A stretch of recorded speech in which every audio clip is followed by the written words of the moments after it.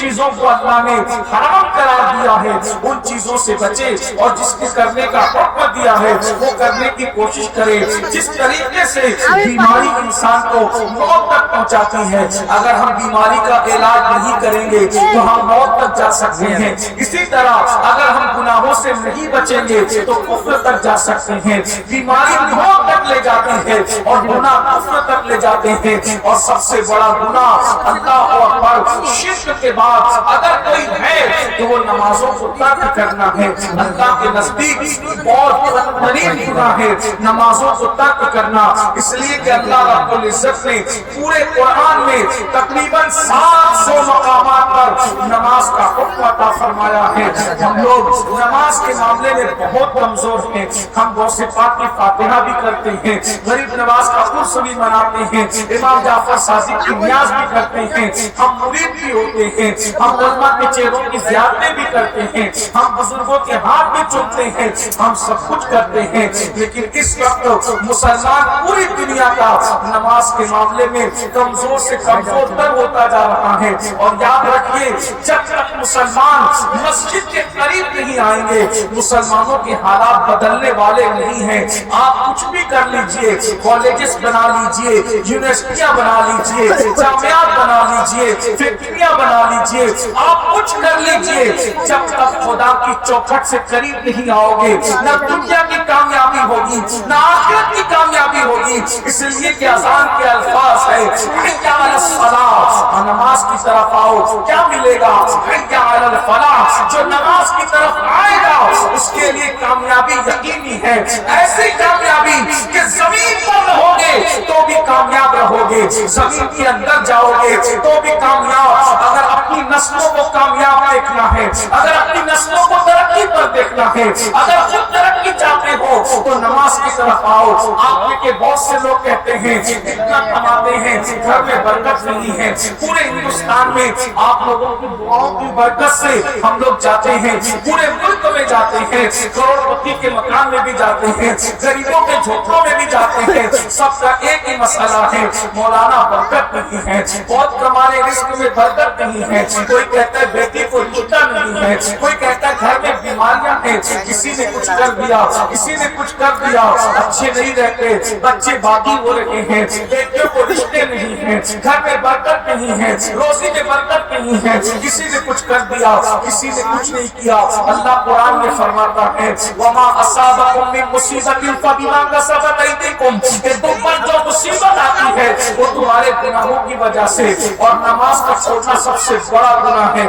اکبر الکبائر کہہ لے تو یہ کوئی مبالغہ نہیں ہوگا، یہ سارے گناہوں میں بڑا گناہ ہے شرک کے بعد۔ میرے بھائیوں ایک وقت کی نماز کے لیے صرف 10 منٹ کا ٹائم لگتا ہے، کبھی سفر میں رہو تو بھی نماز کے لیے ٹائم نکالو، خوشی ہو تو بھی نماز کے لیے ٹائم نکالو، غم ہو تو بھی نماز کے لیے ٹائم نکالو۔ اگر تم نے نماز کے لیے ٹائم نہیں نکالا تو میں 2-3 باتیں آپ سے عرض کرنا چاہتا ہوں۔ اللہ کے رسول صلی اللہ علیہ وآلہ وسلم سب سے زیادہ جس شخص سے ناراض ہے وہ بے نمازی ہے۔ میرے آقا ارشاد فرماتے ہیں نمازی کا میرے ساتھ، بے نمازی کا میرے ساتھ کوئی، بے نمازی کے ساتھ میرا کوئی وعدہ نہیں ہے۔ اللہ کے رسول علیہ السلام فرماتے ہیں میں محمد بے نمازیوں سے بیزار ہوں۔ اللہ کے رسول کی حدیث ہے فقیہ ابو اللہ سمرقندی لکھتے ہیں آقا نے فرمایا کہ میں محمد بے نمازیوں سے بیزار ہوں، قیامت کے دن ان کے ساتھ میرا کوئی وعدہ نہیں ہے، اور جو نماز کو چھوڑ دیتا ہے وہ اللہ کے ذمہ کرم سے باہر ہو جاتا ہے، وہ خدا کی چادر رحمت سے پار ہو جاتا ہے۔ اور میرے آقا بے نمازیوں سے اتنی نفرت کرتے تھے کہ اپنے صحابہ کو وصیت کرتے تھے۔ فقیہ ابو اللہ سمرقندی اپنی کتاب روضۃ العیون میں لکھتے ہیں کہ میرے آقا نے ارشاد فرمایا اے ابو ہریرہ بے نمازی کے ساتھ نہ بیٹھا کرو۔ آقا بے نمازی کے ساتھ بیٹھنے سے اپنے صحابہ کو منع کرتے ہیں، فرماتے ہیں ابو ہریرہ بے نمازی کے ساتھ نہ بیٹھا کرو، کیونکہ بے نمازی جہاں جاتا ہے اس پر اللہ کی لعنت برستی ہے، جو اس کے قریب بیٹھے گا اس پر بھی لعنت برس سکتی ہے۔ بلکہ میرے آقا نے تو یہاں تک فرمایا، اے میرے صحابہ تم دعا کرو کہ اللہ کسی کو بدبخت نہ کرے اور کسی کو محروم نہ کرے، بدبخت نہ کرے، کسی کو محروم نہ کرے۔ ایک بات آپ سے کہوں، اللہ اکبر، جس کو حضور علیہ الصلوۃ والتسلیم کا دامن مل جائے اس سے بڑھ کر نیک وقت کوئی نہیں ہو سکتا، اور جس کو سب محروم کرتے ہیں اس کو رسول اللہ عطا کرتے ہیں۔ اور رسول اللہ کیا فرما رہے ہیں؟ دل کے کانوں سے سن لیجئے، اللہ کرے آپ کے دل میں بات اتر جائے۔ میرے آقا فرماتے ہیں میں اپنے صحابہ سے کہ دعا کرو اللہ کسی کو بدبخت نہ کرے، کسی کو محروم نہ کرے۔ پھر میرے آقا نے فرمایا تم مجھ سے پوچھتے نہیں، تم مجھ سے سوال نہیں کرتے کہ بدبخت کون ہے اور محروم کون ہے؟ تو صحابہ نے عرض کی یا رسول اللہ بدبخت کون ہے، محروم کون ہے؟ تو میرے آقا فرماتے ہیں جو جان بوجھ کر نماز چھوڑ دیتا ہے وہ بدبخت بھی ہے، وہ محروم بھی ہے۔ اب مجھے بتاؤ جس کو رسول اللہ محروم کر دے اس کو کون عطا کر سکتا ہے، اس کو کون دے سکتا ہے؟ اپنے مسائل کا حل سجدوں میں ہے، عبادت میں ہے، نماز میں ہے۔ مسجد کے قریب آئیے، بہت معذرت کے ساتھ عرض کرنا چاہتا ہوں، بہت معافی کے ساتھ، آج ہم لوگ نماز نہیں، ہم تو جلسوں میں بیٹھے بیٹھے بھی نماز چھوڑ دیتے۔ جو قوم جلسوں میں بھی نماز نہ پڑھے تو اس قوم پر پھر ظالم حکمراں مسلط نہیں۔ جو اللہ کے گھروں کو ویران کر دے ان کے گھروں پہ بلڈوزر نہیں چلے گی، جو خدا کے گھر کو ویران کر دے ان کے گھر نہیں اجاڑے جائیں گے۔ میرے بھائی ہم بہت بڑے بڑے عنوانات میں تقریریں سننا چاہتے ہیں، اس وقت مجھے ایسا لگتا ہے کہ ہمارا سب سے بڑا عنوان نماز ہے۔ اللہ تعالیٰ نے پورے قرآن میں جس عبادت کا ذکر سب سے زیادہ کیا، آج 95% مسلمان، صرف ہندوستان کی بات نہیں کرو، پوری دنیا کے لیے لوگ نماز ہی نہیں پڑھتے۔ اور جب تک مسجد کے قریب نہیں آؤ گے مسئلے کا حل نہیں۔ اگر تم گاڑی میں سفر کر رہے ہو تو مصلی بچھا کر کے رستے میں نماز پڑھ لو، نہیں رستے میں پڑھ سکتے گاڑی میں بیٹھے بیٹھے پڑھو۔ وضو ہے ٹھیک، نہیں وضو ہے تیمم کو، تیمم نہیں ہے فقہا فرماتے ہیں اگر نہ وضو ہے نہ تیمم ہے کم سے کم نماز کی شکل بنا لو، یعنی اتنے وقت میں نماز جیسی شکل بنا لو تاکہ قضا کے وبال سے بچ جاؤ۔ کیونکہ جس نے ایک وقت کی نماز جان بوجھ کر چھوڑ دی، اللہ کے رسول علیہ السلام فرماتے ہیں من ترک الصلاۃ متعمدا فقد کفر، کہ جس نے جان بوجھ کے نماز چھوڑ دی وہ کفر کی حد تک پہنچ گیا۔ اللہ کے رسول صلی اللہ علیہ وآلہ وسلم فرماتے ہیں بے نمازی پر 12 مصیبتیں آتی ہیں، 12 مصیبتیں، جن میں سے 3 مصیبتیں اس کی زندگی میں آتی ہیں، 3 مصیبتیں اس کو مرتے وقت آتی ہیں، 3 مصیبتیں اس کو قبر میں آتی ہیں، اور 3 مصیبتیں اس کو میدان محشر میں آتی ہیں۔ کچھ بزرگوں نے ایک اور روایت کا اضافہ کیا ہے کہ بے نمازی پر 15 مصیبتیں آتی ہیں۔ اب ذرا اس کو وقت میں جتنی گنجائش ہے اتنا سن لیں۔ اللہ کے رسول علیہ السلام فرماتے ہیں بہنوں کی بھی توجہ چاہتا ہوں، آج کل بیٹیاں سمجھتی ہے مجھے رشتہ نہیں ہے، میں خوبصورت ہوں، حسین ہوں، پڑھی لکھی ہوں، پھر بھی مجھے رشتہ نہیں آتا۔ ایک بات سچی کہوں، برا یہ بھی مت ماننا، رشتوں میں رکاوٹ کسی کا جادو سحر ہے کہ نہیں ہے میں کوئی بابا اور عامل نہیں، لیکن قرآن اور حدیث کی خدمت کی برکت سے میں اتنا ضرور جانتا ہوں کہ اگر آپ گناہ کرتے ہو تو گناہ آپ کے رشتوں میں رکاوٹ بنتا ہے، اور اگر آپ تقوی اختیار کرتے ہو تو آپ کے گھر ایسے گھروں کا رشتہ چل کر کے آئے گا جہاں تمہارا گمان بھی نہیں۔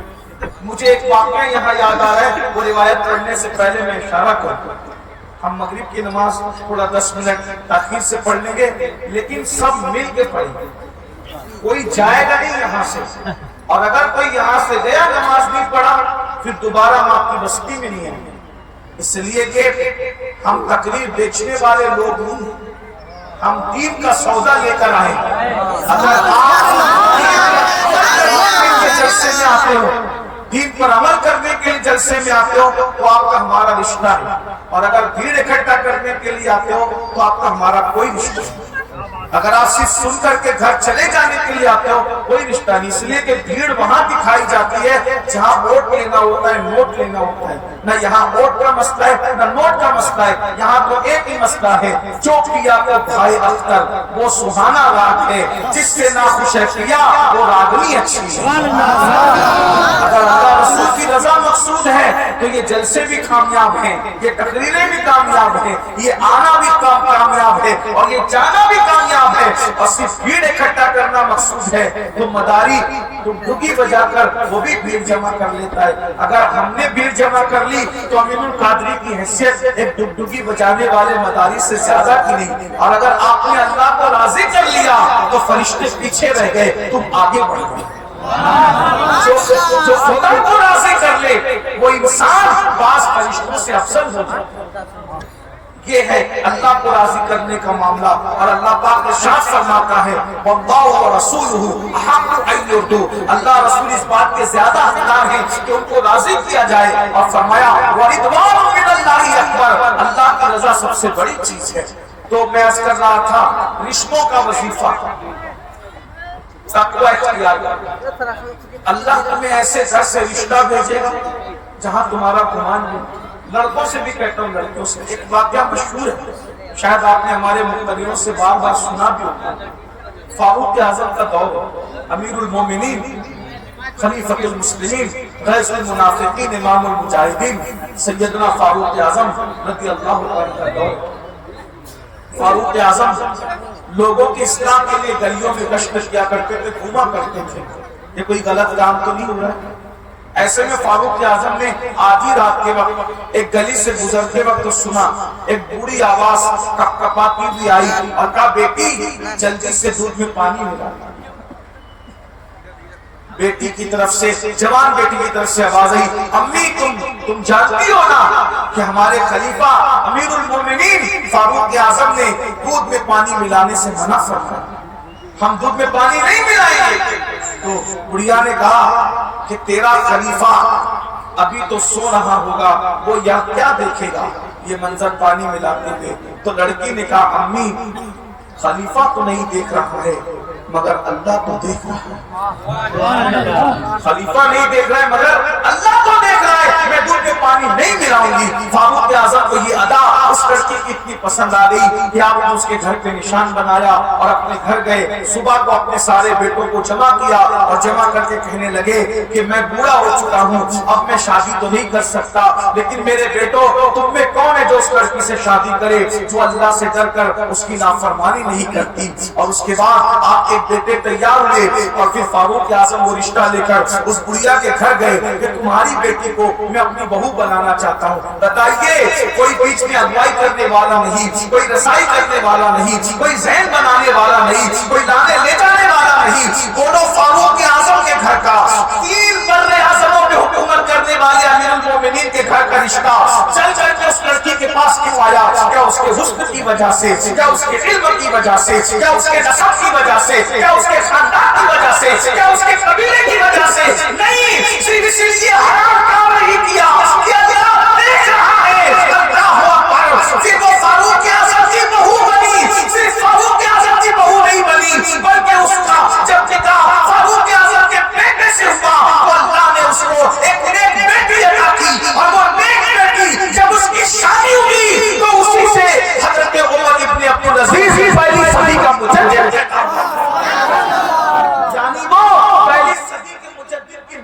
بن گئی۔ اس سے پتا چلا کہ تقویٰ کتنی بڑی چیز ہے۔ اللہ پاک ارشاد فرماتا ہے جو اللہ سے ڈر کے گناہ کو چھوڑ دیتا ہے، اللہ فرما رہا ہے اللہ سب کی بات پہ یقین کرنے والوں اللہ کی بات پہ یقین کر لو۔ اللہ فرماتا ہے جب تم اللہ سے ڈر کے گناہ چھوڑ دیتے ہو اللہ تمہیں ایسی جگہ سے روزی عطا کرتا ہے جہاں تمہارا گمان بھی نہیں جاتا۔ لیکن ہم تو گناہوں میں ڈوبے، सीरियल हम देखें, फिल्में हम देखें, गाने हम सुने, गजलें हम सुने, माँ बाप की नाफरमानी हम करें, किसी का दिल हम दुखाएं, नमाजों को हम तक करें, फिर सोचते हैं कि हम सुकून की जिंदगी में रहेंगे। ऐसा कभी नहीं हो सकता। कुरान कहता है वलिमन खाफ मकाम रब्बिही जन्नतान, जो अल्लाह से डरा, अल्लाह की बारगाह में खड़े होने से डर गया, यानी गुनाह छोड़ दिया, अल्लाह उसे 2 जन्नतें अता फरमाता है। सूफिया फरमाते हैं 2 जन्नतें अल्लाह उसे देगा, लेकिन 2 जन्नतों का एक मतलब ये भी हो सकता है कि अल्लाह उसको आखिरत में भी जन्नत देगा और उसकी दुनिया को भी अल्लाह जन्नत बना देगा, यानी हर राहत अता करेगा, हर आराम अता करेगा, हर सुकून अता करेगा। तो रिवायत सुन लें, आका इस्लाम फरमाते हैं बेनमाजी पर जो 12 मुसीबतें आती है, पहली मुसीबत ये कि अल्लाह उसके चेहरे की नूरानियत छीन ले। आज कॉस्मेटिक आइटम बहुत इस्तेमाल करते हैं खूबसूरत बनने के लिए, ब्यूटी के लिए। ब्यूटी सबको पसंद है, सब अच्छे दिखना चाहते हैं। मेरे भाई महंगे से महंगा कॉस्मेटिक आइटम इस्तेमाल कर ले, 2 घंटा 4 घंटा 6 घंटे से ज्यादा उसका असर नहीं रहेगा। लेकिन अगर नमाज की बुनियाद पर नूरानियत मिलेगी, जमीन पे भी चमकोगे, जनाजों में भी चमकोगे, कब्र में भी चमकोगे, और क़यामत के दिन भी तुम्हारा चेहरा चौथी रात के चांद की तरह चमकेगा। नमाज को समझ क्या रहे हैं? जिस नमाज से अल्लाह मिलता है, कुरान कहता है आयत नहीं पढ़ूंगा क्योंकि ये आयत सजदा है, अगर आयत पढ़ूंगा तो आप पर सजदा करना लाजिम होगा, इसलिए उसका मफहूम पढ़ता हूँ। अल्लाह फरमाता है सजदा करो और अल्लाह के करीब हो जाओ। सजदा करो, मफहूम पेश करो, यानी जो सजदा करता है उसको अल्लाह मिल जाता है। तो जिस सजदे से अल्लाह मिल जाता है, उस सजदे की बरकत से क्या नहीं मिल सकता? जिस सजदे की बरकत से जन्नत मिलती है, उस सजदे की बरकत से क्या नहीं मिल सकता? तो पहली चीज बेनमाजी के चेहरे से नूर चला जाता है। आज आप देखिए, पहले मोमिन को देखो तो उसको देखकर खुदा याद आता था, और आजकल मुसलमानों को देखो तो उनके चेहरों में और गैर मुस्लिमों के चेहरे में कोई फर्क नजर नहीं आ रहा है। कहीं किसी बस्ती में जाओ तो डर लगता है सलाम करें कि न करें। हालांकि मुसलमान कितना ही गैर गुजरा होता था, लेकिन उसके चेहरे पर एक रौनक थी, एक रमक थी, एक खुशबू था, एक चमक दमक थी। नमाज छोड़ी, रौनक चली गई। नंबर 2, आका इस्लाम फरमाते हैं कि बेनमाजी की अल्लाह रोजी काट देता है, उसको तंगदस्ती में मुब्तला कर देता है। और फिर मेरे आका सल्लल्लाहु अलैहि वसल्लम इरशाद फरमाते हैं तीसरी चीज, अल्लाह बेनमाजी की उम्र भी कम कर देता है, रोजी भी काट देता है और उसकी उम्र कम कर देता है। और जिन्होंने 15 मुसीबतें बयान की है, वो 2 चीज और ऐड करते हैं। नंबर 1 कि अल्लाह बेनमाजी को मरने से पहले दुनिया में जलील करता है, उसके बाद उसको मौत आती है। और नंबर 5 जो है वो अल्लाह तबारक व तआला नेकों की दुआ से उसका हिस्सा खत्म कर देता है, यानी नेक से नेक बंदा उसके लिए दुआ करेगा तो उसको उसकी दुआ से बरकत नहीं मिलेगी। आप वलियों को लाते हो, पीरों को लाते हो, बुजुर्गों को लाते हो, हज़रत हमारे दुआ करें, हमारे दुआ करें, हज़रत तो दुआ कर रहे हैं मगर आपको दुआ लग नहीं रही है, क्योंकि अल्लाह के रसूल ने फरमाया बेनमाजी को अल्लाह नेकों की दुआ से उसका हिस्सा खत्म कर देता है। मेरे भाइयों, नमाज पढ़िए। अब नमाज का वक्त भी हो गया, मगरिब के वक्त से कुछ वक्त ज्यादा हो गया, बस मैं इतना कहूंगा, नमाज की पाबंदी। आप मुझे बताएं, मेरे लिए नहीं, मुफ्ती साहब के लिए, अपने अल्लाह की रजा के लिए और उसके रसूल को राजी करने के लिए कितने लोग वादा करते हैं आज से मैं नमाज पढ़ूंगा? कितने लोग वादा? माशाअल्लाह। देखते हैं जरा, अगर हाथ नहीं भी उठाओगे तो भी नमाज फर्ज है। जरा हम देखते हैं, उठा के रखिए, देखते हैं जरा कितने आशिकाने रसूल हैं। माशाअल्लाह, सुभान अल्लाह, अरे वाह, माशाअल्लाह। उठा के रखिए, उठा, इन उलमा को गवाह बनाइए, फरिश्तों को गवाह बनाइए। माशाअल्लाह, पहले भी उठा रही है, उनको नहीं कहा गया लेकिन वो भी उठा रही है, बहुत अच्छी बात है। उठा के रखिए तो जरा हम लोग देखें कितने लोग पढ़ेंगे। वो लोग पढ़ोगे इंशाअल्लाह नमाज। एक बात कह जाता हूँ, अगर आज से आपने नमाज शुरू कर दी, अल्लाह आपको दुनिया की हर कामयाबी अता करेगा। अगर आप नाकाम रहे तो आप हमसे जो चाहे बदला कर लें, लेकिन अगर आप नमाज पढ़ेंगे खुलूस के साथ, इंशाअल्लाह आपके सारे काम बनेंगे। अल्लाह रसूल का वादा कभी झूठा नहीं हो सकता, अल्लाह रसूल का वादा सच्चा है। नमाज पढ़िए, नमाज में गिड़गिड़ाइए, अल्लाह आपको बरकतें अता फरमाएगा। और आपने बड़ी मोहब्बत दी, बड़ा प्यार दिया, अल्लाह तबारक व तआला आपको जज़ाए खैर अता फरमाए। क्योंकि हमें दूसरे प्रोग्राम में भी जाना है, इसलिए हम यहाँ ज्यादा देर नहीं रुक सकते। गालिबन आपका प्रोग्राम चलता रहेगा, अब इसके बाद भी चलेगा नहीं, रात को भी رات کو بھی یہ پروگرام چلے گا، بہت بڑے بڑے مقرر لوگ آئیں گے، آپ سے خطاب کریں گے، آپ ان کی گفتگو بھی، ان کی تقریر بھی سنیے۔ اللہ تعالیٰ ہم سب کا حامی و ناصر ہو۔ گفتگو کے درمیان اگر کوئی غلطی ہو تو اللہ تعالیٰ معاف کرے۔ استغفر اللہ ربی من کل ذنب و اتوب الیہ۔